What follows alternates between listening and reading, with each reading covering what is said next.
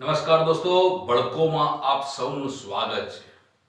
આજે ગુજરાતની એક એવી વાત લઈને આવ્યા છે। અમે જે શબ્દ બોલી રહ્યા છે એ શબ્દ સૌથી વધારે ચર્ચામાં છે। હા, આ એવા શબ્દો છે જ્યાં અનેક જગ્યાએ આ શબ્દો કનેક્ટેડ છે। ધ્યાન રાખજો, શબ્દો વિશે અમારો સૌથી મોટો એપિસોડ આવી રહ્યો છે, પણ આ એપિસોડ જોતા પહેલા અમારી ચેનલને લાઈક કરી લો, શેર કરી લો, સબસ્ક્રાઇબ કરી લો અને તમારી એક કોમેન્ટ અમને લખી આપો। મિત્રો, ગુજરાતના કેટલાક પ્રચલિત શબ્દો આપ સાંભળશો એટલે અમારા આ એપિસોડ વિશે ઘણી બધી ચર્ચાઓ, વાતો, વિચારવાનું જોતા રહેશો। શબ્દોની વાત કરી રહ્યા છે। આ શબ્દો ક્યાં વપરાય છે, કેવી રીતે વપરાય છે એની વાત ઉપર અમે જઈ રહ્યા છે, પણ ઘણા બધા ખુલાસાઓ, ઘણી નવી વાતો આ શબ્દો સાથે સંકળાયેલી છે।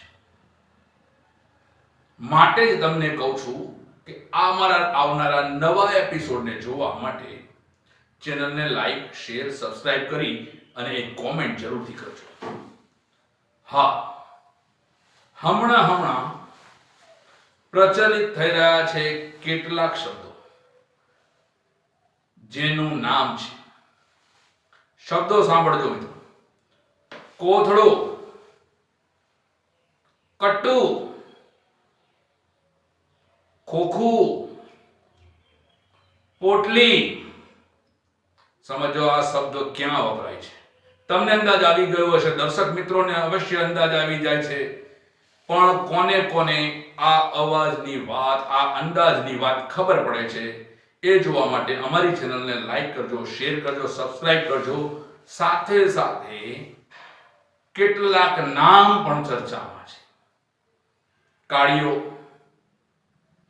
ભૂરિયો, લાલિયો, ઘણા બધા નામ છે, પણ કંઈક નવું છે।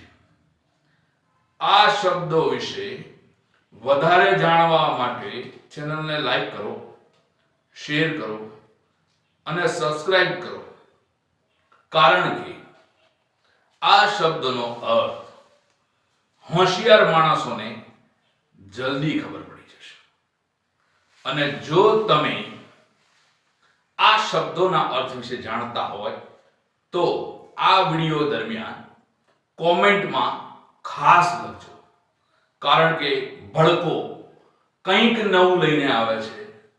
આ શબ્દોની જે મારામારી છે, આ શબ્દોમાં જે ઉપયોગ થઈ રહ્યો છે એ કોથળો, કટ્ટુ, ખોખું, પોટલી અને જ્યાં સંકલન છે એવી વાત, એટલે લાલિયો, કાળિયો, ભૂરિયો।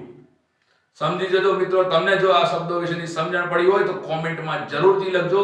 અમારો આવનાર એપિસોડ આ જ બાબતે છે। ઘણા બધા લોકોના વ્યૂ લેવાના પ્રયત્નો ચાલુ છે। જોતા રહેજો ભડકો।